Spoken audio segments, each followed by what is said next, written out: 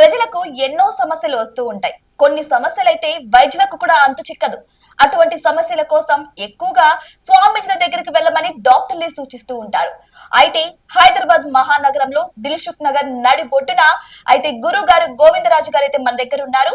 So గురువు గారు అయితే ఎన్నో ఇయర్స్ గా ఎంతో మంది భక్తులకు సేవలను అందిస్తున్నారు. వారి ప్రాబ్లమ్స్ ను చాలా సామరస్యంగా వారిని ఆ ప్రాబ్లమ్స్ నుంచి బయటపడేస్తున్నారు. అయితే మనతో పాటు గురువు గారు ఉన్నారు. గురువు గారిని అడిగి తెలుసుకుందాం అసలు ప్రజలు ఎక్కువగా ఏ ప్రాబ్లమ్స్ వల్ల ఇబ్బంది పడుతున్నారో, వారికి ఎటువంటి సొల్యూషన్స్ ని అందిస్తున్నారన్న విషయాల గురించి. నమస్కారం గురువు గారు. నమస్తే అమ్మా. నమస్తే. ఇప్పుడు చాలా మంది అంటూ ఉంటారు, అమ్మవారి ఒంటి మీదకి వచ్చింది, అమ్మవారు పూనింది అని చెప్పేసి మాట్లాడుతూ ఉంటారు. కొంతమంది ఏం చేస్తారు, నిజంగానే అమ్మవారు వచ్చిందని కొంతమంది ఊగుతారు. కొంతమంది ఏంటంటే ఒక రీల్ లో చూసాను నేను రీసెంట్ గా. ఒక ఆవిడకి అమ్మవారు వచ్చింది, అక్కడ పూజారి వెళ్ళి ఇట్లా చేతి పెట్టమంటే చేతిలో కర్పూరం పెట్టి వెలిగించారు. వెలిగిగానే అమ్మవారు వదిలిపోయింది అనమాట. అంటే కింద పడేసింది కాలగానే, మామూలు మనిషి అయిపోయింది. కానీ అది డమ్మి అని అక్కడ తెలిసిపోతుంది. ఒకవేళ నిజంగా అమ్మవారు ఉన్నారా, అట్లా అమ్మవారి ఒంటి మీదకి వస్తుందా, వస్తే వాళ్ళకి ఎలాంటి లక్షణాలు ఉంటాయి? అమ్మవారు అనేది అమ్మ చాలా ఇంపార్టెంట్. ఆ దేవత అనేది అమ్మవారు మనకి ఇప్పుడు నీ ముందు కానీ నా ముందు కానీ దేవుణ్ణి మనం చూసామంటే తట్టుకోలేము, మాడి మసి అయిపోతాం. కానీ మనిషి రూపంగా వచ్చేదే దేవత. ఇప్పుడు నీ నోటుకుంటా 4 మాటలు మంచిగా చెప్పావనుకో అమ్మా, నువ్వు దేవుడు. నాకు కూడా అలాగనే మనిషికి పూనకం వస్తుంది. ఆ దేవుడు అలంకారాన్ని చూసి, ఆ అమ్మవారు డెక్కర్స్ను చూసి, ఆ అమ్మవారిని తయారు చేసే విధానం చూసి, ఎప్పుడు ఎన్నో సంవత్సరముల కానించి కొంతమందికి ముత్యాలమ్మ తల్లి వస్తుంది, కొంతమందికి పోలేరమ్మ తల్లి వస్తుంది, కొంతమందికి ఎల్లమ్మ తల్లి వస్తుంది, కొంతమందికి దుర్గమ్మ తల్లి వస్తుంది, కొంతమందికి పోషమ్మ తల్లి వస్తుంది, కొంతమందికి మన కనకదుర్గమ్మ వస్తుంటారు. అలాగా తిరుపతమ్మ తల్లి కూడా వస్తుంటది, తిరుపతమ్మ. అట్లాగనే ఈ ఒక ఆకర్షణ చూసి అమ్మవారు ముఖం ఆకారం చూసి అక్కడికి రాగానే వాళ్ళకి ఒక దేవత ఒంటి మీద చేరేట్టుగా వాళ్ళు కట్టుకున్న చీరలు, వాళ్ళు పెట్టుకున్న గాజులు, వాళ్ళు పెట్టుకున్న బొట్టు, ఈ ఆకారం అమ్మవారిని అలాగే చూడంగానే వాళ్ళకి ఏమనిపిస్తుందంటే అమ్మవారు నా దగ్గర ఉంది అని. మనం కర్ర తీసుకొని బాధినా కానీ ఆ దెబ్బలు కూడా లెక్క చేయరు. నా ఒంటి మీద దేవత ఉందనే ఒక నమ్మకం ఏర్పడుతుంది. ఏర్పడినప్పుడు ఆ అమ్మవారు ఉత్సాహంతోనే వీళ్ళకి నోటిలో నుంచి ఒక వాక్శుద్ధి వస్తుంది. నువ్వు ఫలానా టైంలో ఈ తప్పు చేశావు, అక్కడ కొబ్బరికాయలు కొట్టు, కోను కొయ్యి, లేదా ఏటను కొయ్యి, మేకను కొయ్యి, నీ సమస్య తీరిపోతుంది, నేను ఉన్నాను, నా శక్తి నీకు ఇస్తాను, నువ్వు బాగుపడతావు అనే ఒక మాట, ఆ శబ్దం అనేది ఆ నోట్లో నుంచి వచ్చేస్తుంది. వచ్చేసినప్పుడు అమ్మవారు నాకు చెప్పిందే, ఆ తల్లే పలికిచ్చింది నోటుకుంటా అని చెప్పి ఆ అమ్మవారు ద్వారానే వాళ్ళు ఉంటాయి. కానీ పూనకం వస్తుంది కొంతమందికి, ఇది రియలే, దాంట్లో అబద్ధం అయితే ఉండదు. కొంతమంది కొంత ఆరోగ్యం అయ్యి బాగలేని వాళ్ళు చేయరు. కానీ వాస్తవంగా దేవుడు వస్తేనే చెప్పాలి. దేవుడు రాంది ఉట్టిగా చెబితే వాళ్ళకి అరిష్టం జరుగుతుంది, నష్టం జరుగుతుంది, వాళ్ళ మాట పాటించు. ఇప్పుడు పావుకి కూరలు ఉంటేనే విషం, కాటేస్తే అది ఎక్కుద్ది. ఆ పళ్ళు మనం పీకేసామనుకోమ్మా, అవి విషం ఎక్కదు, కమ్మగా మెల్ల వేసుకోవచ్చు, చక్కగా ఇంట్లో పెట్టుకుని సాదుకోవచ్చు దాన్ని. అట్లాగనే దేవుడు వచ్చి ఆ మాటకి చాతుర్యం, ఆ మాటలో ఒక ఉత్సాహం, ఆమె చెప్పింది కరెక్ట్గా జరుగుతుంది. ఇప్పుడు 10 మంది ఒక్కొక్క చేతికి వెళ్తాం, ఇవాళ ఫస్ట్ ఇవాళ నీ బోని బాగుండాలి, నాకు ఇవాళ నువ్వు 100 బోని కొట్టావు, నాకు సాయంత్రం దాకా మరిన్ని డబ్బులు రావాలంటాడు. ఒక్కొక్కరు బోని కొడితే బాగుంటుంది. అట్లాగనే ఒక్కొక్కరు ఒంటి మీద అమ్మవారు వచ్చింది అనుకోమ్మా, శుభం జరుగుతుంది. కానీ దేవుడు ఉన్నాడు. ఈ పూనకాలు ఈ వచ్చేవి కూడా నమ్మకంగానే ఉన్నాయి, అబద్ధమైతే కాదు. కానీ అందరూ కొంతమంది నమ్మరు. నిజం నమ్మంగా, నిప్పును పట్టుకుంటావా కాలిపోతుంది, అదే బొగ్గును పట్టుకో నమ్ముతాం. అరే వాడు పట్టుకున్నాడు, వాడి చేతిలో ఆరిపోయింది, నేను చూశా అని అంటారు. అందువల్ల నిజానికి నిష్ఠూరం ఎక్కువ, అబద్ధానికి వ్యాధి ఎక్కువ. అది ఓకే, అమ్మవారు ఇట్లా పూనుతారు, అంత బానే ఉంది. కానీ గురువు గారు, ఇప్పుడు అమ్మవారు అంటే ఏంటి? శాంతి స్వరూపిణి. అందరికి అమ్మల కన్నా అమ్మ శాంతి స్వరూపిణి తల్లి. సో అటువంటి తల్లి బలులు ఎందుకు కోరుతుందంటారు? బలి కోరుతుందంటే గ్రామ దేవత ఉందమ్మా, దేవుడు అమ్మవారు ఉంది, గ్రామ దేవత ఉంది. ఆ గ్రామ దేవత అమ్మవారు ఉత్సవాలు వచ్చినప్పటికీ ఆమెకు సరిపోయినట్టుగా ఆహారం ఇవ్వాలి. మనం డైలీ సంవత్సరానికి రాగానే ఎన్ని మేకపోతులు తెగాలి, ఎన్ని కోళ్ళు తెగాలి, ఆమెను ఎట్లా అలంకరించాలి, ఆమెను ఎట్లా ఊరులోకి తీసుకురావాలి, ఆమెను మనం సంవత్సరం ఆమెను మనం చక్కగా అలంకరించేసి ఆమె ద్వారాగా మన గ్రామం అంతా బతుకుతున్నాము, మనం అందరం బతుకుతున్నాము. ఆమెకి ఏదైనా సరే ఎంతది కూడా ఆమెకి మనం తక్కువ చేయకూడదు అని ఆ దేవతని మనం కొలుసుకొని చక్కగా ఆమెని మన ఊరు చుట్టూ తిప్పుకొని చక్కగా ఊళ్ళో తిప్పుకొని ఆమెను మళ్ళీ గుళ్ళోనే కూర్చోబెట్టి ఆమె చక్కగా భోజనాలు పెట్టేసి చేయాలి. అప్పుడు ఆ దేవతకి ఉత్సాహంగా టకాటక ఒక పని చేసేది 4-5 పనులు చేస్తుంది. అలాంటి దేవతని కొంతమంది దుండకులు, కొంతమంది మంచి చేయాల్సింది పోయి చెడు చేసి ఆ అమ్మవారిని అడ్డం పెట్టుకొని ఆ వచ్చిన ధనాన్ని, ఆమె పేరులో ఉన్న భూములు బొక్కాయలు ఉంటే ఆమెతో వచ్చిన కొంత ఆస్తుల్ని వీళ్ళు ఆక్రమించేసి చీమ తలకాయ అంతే ప్రేమ చూపించి ఎలక్కాయ అంత చూపించాల్సింది చీమ తలకాయ అంత చూపించి ఆ దేవతని వీళ్ళు తక్కువ చూపు చూస్తున్నారు. తక్కువ చూపు చూసినప్పుడు నేనేం చేయాలి, ఏదో ఒకటి చేయాలి వీళ్ళకి అన్నప్పుడు ఆమెకి 3వ కన్ను తెరుచుకుంటది, అగ్గిలు బుగ్గిలు అయిపోతాయి, ఉత్సాహం వస్తుంది ఆమెకి. ఇప్పుడు సాంబశివుడికి కైలాసంలో ఏం చేస్తాడు, సంతోషం ఉన్నప్పుడు పార్వతితో డాన్స్ చేస్తుంటాడు, ఆ తాండవాడుతుంటాడు. ఆ తాండవాడేటప్పుడు ఆ సాంబశివుడు పక్కకి వెళ్ళిపోయినప్పుడు, కోపం వచ్చినప్పుడు, పార్వతి లేనప్పుడు ఏం చేస్తుంది, ఉద్రియంతో ఆయన విశ్వరూపం చూపిస్తాడు. విశ్వరూపం చూపించినంటే 3వ కన్ను తెరిచాడంటే ఎక్కడ ఉంటాడో భస్మం అయిపోతాడు. చీమ కుట్టింది మనల్ని, శివుడు ఆగిలేంది చీమైన కుట్టదని పెద్దలు అనేవాడు. ఇప్పుడు కూడా మంచి నిద్రపోతుంటాం, బాగా నిద్ర వస్తుంది, తక్కువ ఫోన్ వచ్చింది అనుకో, ఆ టైంలో శబ్దం వినబడింది అనుకో, ఛీ ఈ టైంలో ఎవరు రాయడు ఫోన్ చేశాడు, మంచి నిద్ర పోగొట్టాడు అని అనిపిస్తుంది. అదే చీమ ఒంటి మీద ఈపినో ఎక్కడో ఈపిను కుట్టితే అబ్బా ఈ చీమ కుట్టిందని ఎట్టెట్టు నలుపుకుంటాం, ఆ నిద్ర 10 నిమిషాలు అరగంట నిద్ర వేస్ట్ అయిపోతుంది. అట్లాగనే అమ్మవారికి సంతోషం పెట్టి ఆమెను కొలుసుకుంటే ఎప్పుడు మన తల మీద ఉండి అన్ని అష్టదుష్ట గ్రహాలను కూడా పారదీసేసి ఆమె ఒక దైవ రూపంతో పిల్ల జల్ల కుటుంబం అందరు కాపాడుతుంది. అలాంటి మనిషి, అలాంటి దేవతని వీళ్ళు చిన్న చూపు చూస్తే మరి కోపం రాదా, అప్పుడు బలి కోరుతుంది. మామూలు బలి కాదది, రక్త బలి కోరుతుంది. ఆ రక్త బలి కోరినప్పుడే గందరగోళం అవుతుంది, విరోజనాలు పెట్టుకుంటాయి, వాంతులు అయితే కక్కుతా ఉంటారు. బాబు ఏం జరిగిందని డాక్టర్లకు మంచి కలెక్షన్ అప్పుడుగా ఎవడికి పడితే వాడు గులిసిపోయాను, ఎవడికి పడితే ఒక ఇండిషన్ అయ్యాను. అట్లాగనే అమ్మవారిని కాపాడేటప్పుడు ఆ ఊరు పెద్ద, ఆ ఊరు మున్సూబు, పూర్వకాలంలో మున్సూబు, కర్ణం, ప్రెసిడెంట్ వాళ్ళు ఉండేవారు. ఇప్పుడు ఎవరున్నారమ్మా, మనకి అంటారుగా అది పేటకి ఒక ఎవరు ఉంటుంటారు కదా, అట్లాగనే అతని దగ్గర ఉండాలి జాగ్రత్త. అతని దగ్గర ఉంటే ఈ జనాలందరూ నీ మాట వింటారు. దేవత నీ మాట విన్నప్పుడు జనాలు నీ మాట వింటారు.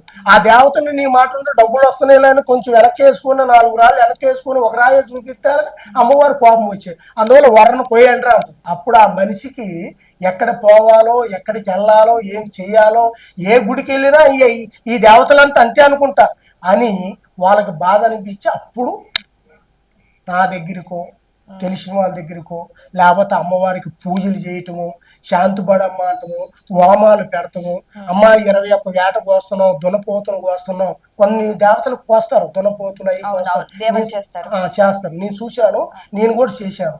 ఎంత పొడుగుంటది కత్తి, ఎంత ఎడలుకుంటది, మంచి మాగిన దున్నపోతు నల్లగా ఈ దారంలాగా అట్లాగా అలాంటివి చేస్తుంటారు. అప్పుడు ఆ దేవతకి ఆ ఊరు పెద్ద అయిన వాడిని తీసుకొచ్చి ఒరే బాబు ఇలాగ చేయొద్దురా నువ్వు అని చెప్పి చేస్తుంటారు. లేదా కొంతమంది ఇప్పుడు దేవత నీలాగా నాలాగా మాట్లాడుకునేవాళ్ళు. పూర్వకాలంలో దేవతలు మాట్లాడితే పేదవాడు అనేవాడు ఉండడు, అందరు కోటీశ్వరులు అయిపోతారు. మరి పేదోడు ఉన్నోడు, ఈ పేదోడు వెళ్ళి ఉన్నోడు కాళ్ళు దగ్గర ఉండాలి, ఉన్నోడు ఇంకా ఉన్నోడు కావాలి. ఈ పేదోడు వెళ్ళి ఉన్నోడి దగ్గరికి కాళ్ళు పట్టుకోవాలి. అయ్యా బాబు అంటే వాడు 500, 100, 50 నా ఒక ఇంతకుముందు అంటే నాన్న, బేడ, అన అవి ఉండేటి. ఇప్పుడు అంటే నోట్లు కాగితాలు వచ్చినాయి కాబట్టి ఇచ్చేవాళ్ళు. ఆ రోజుల్లో ఏమైతుందంటే అలాగ బతికేవాళ్ళు ఈ రోజుల్లో కూడా ఉన్నోడి దగ్గరే బానిసలాగా బతుకుతున్నారు. ఈ బానిసలాగా బతకటం వల్ల ఆ అమ్మవారు ఏం చేసింది, అలా ఉండకూడదు, అందరూ గొప్పలు అయిపోతారని మాంత్రికులు నోరు కట్టేశారు. దేవతలు నోరుని ఇప్పుడు పాత సినిమాల్లో పిలిస్తే వరం ఇచ్చే మాయల అవును, పైకి నేను కూడా విన్నాను గురువు గారు. కొన్ని గ్రామాల్లో దేవత పలుకుతూ ఉండేది, ఉన్నట్టుండి ఇలా విగ్రహంగా మారిపోయిందని అంటూ ఉంటారు. నేను కూడా విన్నా కొన్ని కథలు. ఒక 40 ఏళ్ల క్రితం అమ్మ 50 ఏళ్ల క్రితం ఇక్కడ తెనాలి తాలూకా గుంటూరు జిల్లాలో పొల్లేరమ్మ తల్లి అని ఒక దేవస్థానం ఉంది. ఒక రైతు 2 ఎకరాల పొలం అయింది, నాగలు బట్టి దున్నుతా ఉంటే ఆ రైతు నాగలు ఉంటదిగా, ఇది ఇట్లా దున్నుతా ఉంటే మట్టి అంతా లేచిద్ది అనమాట. ఆ అమ్మవారు చిన్నది రాయి ఎంత ఉంటది, అమ్మవారు రాయి భూమిలో ఉండిపోయింది ఆ 2 ఎకరాల పొలంలో. ఇప్పుడు చుట్టూ దేవుడు గుడి కట్టించేసి అమ్మవారు పిలుస్తే పలుకుతుంది. మన బ్రహ్మం గారు చరిత్ర సినిమా ఎన్టీఆర్ చూసావా, పొలేరి నిప్పు తీసురావు అంటారు అట్లా, వీర బ్రహ్మం గారు సినిమాలో అట్లాగనే ఆ ఊరు కర్ణం గారు ప్రెసిడెంట్ గారు వాళ్ళు కలిసి ఆ రైతు భూములు ఇప్పటికి ఫేమస్ అమ్మవారు పలుకుతే ఇస్తుంది. జీడికాయలు ఉంటాయి కదా అటుపక్క, ఇటు ఉండవు, అటుపక్క జీడికాయలు ఉంటాయి. ఒక గొర్రెపోతుని ప్రభ కట్టి జీడికాయలతో ఎగరేసి కొట్టేవాళ్ళు, కొడితే ఇప్పటికీ ఉంది. అట్లాగనే ఒక రైతు అలా చేసి దేవుడికి ఆ బలి కోరుతుంటే కన్ను మూడో కన్ను తెరిచినట్టుగా తెరిచి కోరుతుంటే కాదని ఆమెకు గుడి కట్టించి ఆ రైతు 2 ఎకరాలు పోయి ఇప్పుడు 10 ఎకరాల్లో ఉంది గుడి. కోటీశ్వరుడు ఆయన. ఆయన కొడుకులు ఎక్కడెక్కడ అమెరికాలో అక్కడక్కడ ఉన్నారు. మేము సంవత్సరానికి ఒకసారి ఎండాకాలం రోజే జరుగుతాం. నేను ఇన్నిసార్లు వెళ్ళా.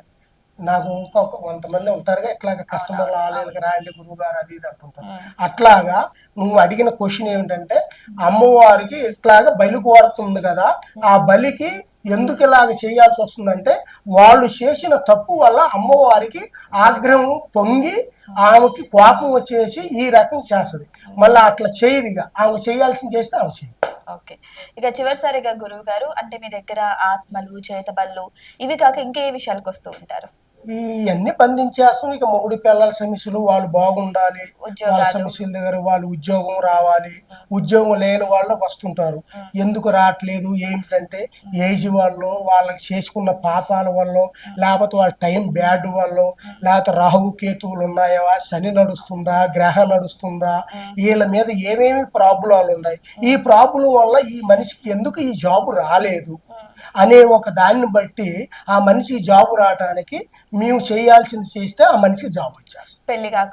పెళ్లి కాకపోతే ఎందుకు కావట్లేదు, ఆయనకి నాగదోషం ఉందా, కుది దోషం ఉందా, కప్ప దోషం ఉందా, లేకపోతే ఏదన్నా మోహిని దోషం ఉందా, ఈ అబ్బాయికి ఈ పెళ్లిళ్ళు వచ్చి అవ్వకోకుండా వెళ్ళిపోతా ఉన్నాయి, ఎక్కడ జరగట్లేదు, ఎందుకు వచ్చింది. డాక్టర్ దగ్గరికి పోతే ఇది పెళ్లి కావట్లేదండి డాక్టర్ గారు అంటే ఆయన ఏమవుతాడు, అయ్యా నా పెళ్లి కావట్లంటే ఒరే బాబు నువ్వు ఎవడో పంతులు గారి దగ్గరికి వెళ్ళి చూపించుకోపో అంటాడు.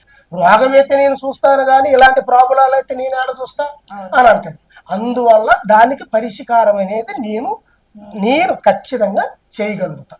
కొంతమంది అయితే పెళ్లిళ్ళు కాకుండా అలాగే ఉండిపోతున్నారు, ఇలాంటివి తెలియక ఉండిపోతున్నారు. తెలుసుకోవాలి, మూర్ఖంగా ఉండకూడదు. ఏ కాలంలో ఉన్నామమ్మా, బ్రిటిషోడు కాలం కాదు ఇది, మన కలియుగం. ద్రోపాయుగం, త్రేతాయుగం, కలియుగం. ఈ కలియుగంలో 3వ తరం మనది.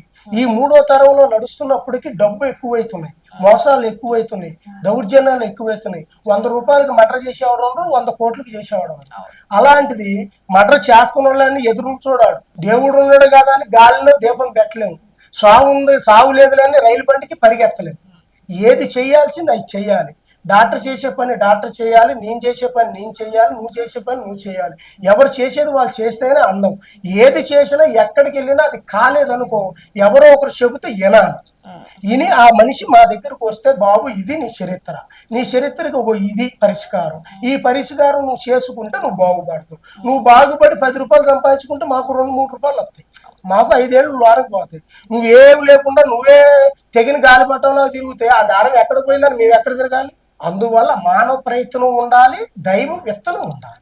దైవం ఉంటేనే మనిషి. ఇదమ్మా మీరు చెప్పింది నిజమే గురువు గారు. అన్ని సమస్యలు డాక్టర్ దగ్గరే పరిష్కారం కావు. కొన్ని సమస్యల గురించి కూడా మీ దగ్గరికి, ఇలాంటి వాళ్ళ దగ్గర కూడా రావాల్సి ఉంటది. సో చాలా చక్కగా వివరించేశారు, డాక్టర్ ఏం చేయగలరు, మీరు ఏం చేయగలరు అనేది. థ్యాంక్ యూ సో మచ్ గురువు. ఆడవాళ్ళు ఒక చిన్న వినపమ్మా, ఆడవాళ్ళకి ఇప్పుడు బ్లీడింగ్ ఎక్కువ అవుతుంటది. ఎర్ర బట్టని తెల్ల బట్టని ఉంటది. నేను గ్యారంటీగా ఇస్తాను. ఇంకేమైనా ఇవ్వగలరు ఇలాంటి వాటికి మూలికలు? ఇస్తా. కాళ్ళకి ఏదన్నా కొంచెం పగిలినా, బాగా నీరుగా ఉన్నా, కళ్ళ నుంచి పొద్దాకులు వాటర్ వస్తుంటది కొంతమందికి, ఆ వాటర్ తగ్గిపోవటం అది ఓష్టం. ఓష్టం అంటారు. అంటే బాడీలో వేడి ఎక్కువయ్యి మనిషిని కుంగతీస్తుంది. ఓకే. ఆ ఓకే. కొంగ తీసినప్పుడు నీళ్లు కారుతా ఉంటాయి, ఈ కాళ్ళు పలిగిపోతా ఉంటాయి. ఉమ్. అప్పుడు దానికి మనం ఇస్తాను, రంగడించి ఇస్తాను. ఉమ్. ఉన్నాయి చిట్కాలు ఉన్నాయి, ఇలాంటి కొన్ని కొన్ని కూడా మీరు చేయగలుగుతారు. చేయగలుగుతా. ఆడవాళ్ళకి కంపల్సరీ వాళ్ళ గర్భసంచి హాస్పిటల్కి వెళ్ళి తీపిచ్చుకోకుండా నేను చేస్తా.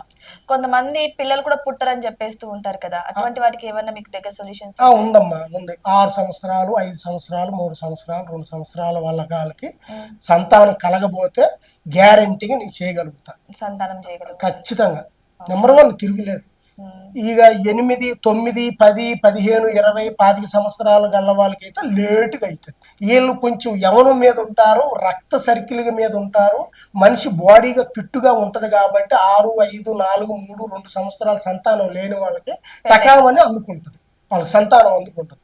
వీళ్ళు 25, 30, 20, 18, 17, 15, 14 సంవత్సరాలు లేదండి అని వాళ్ళు మందులు మింగి అవి మింగి ఆ చెస్టలు చేయించుకొని అవి చేయించుకొని ఇవి చేయించుకొని వాళ్ళకి ఏమవుతుందంటే ఈ మందులు మింగి మింగి లోపల గర్భసంచి ఆడవాళ్ళకి ఏమవుతుందంటే నీరు బుడ్డలాగా తయారవుతుంది. ఈ నీరు బుడ్డలు తయారైనప్పటికీ వేడి ఎక్కువ అవుతుంది. వేడి ఎక్కువైనప్పుడు సంతానం అందకందక టకావని అందుకుందనుకో, ఆ లోపల ఉన్న బేబీ కానీ అబ్బాయి కానీ అమ్మాయి కానీ నీరసంగా ఉంటారు. దానికి మన దగ్గర ఉన్నాయి, నా దగ్గర చిన్నవి ఉన్నాయమ్మా, కొన్ని చిట్కాలు ఉన్నాయి. అవి ఉపయోగించి అరటిపండు ద్వారాగా, నాటు చిన్న కాయ ఉంటుంది కదా, నాటు అరటిపండు, అరటిపండు చిన్నది, దాంట్లో వేసి నల్ల మన మినువులు ఉన్నాయి కదా, పొట్టు తీని నల్లగా ఉంటాయి మినువులు, ఆ మినువుల ద్వారాగా అరటిపండు ద్వారాగా సంతానం పుట్టే యోగం దానికి దైవ సృష్టితోనే తయారు చేయించి వేస్తాను, చేయగలుగుతా. వాళ్ళ మీద ఏదైనా ప్రాబ్లాలు దోషాలు అవి ఉన్నాయనుకో అవి తీసేసి ఇది వాడతా, సంతానం కలుగుతుంది.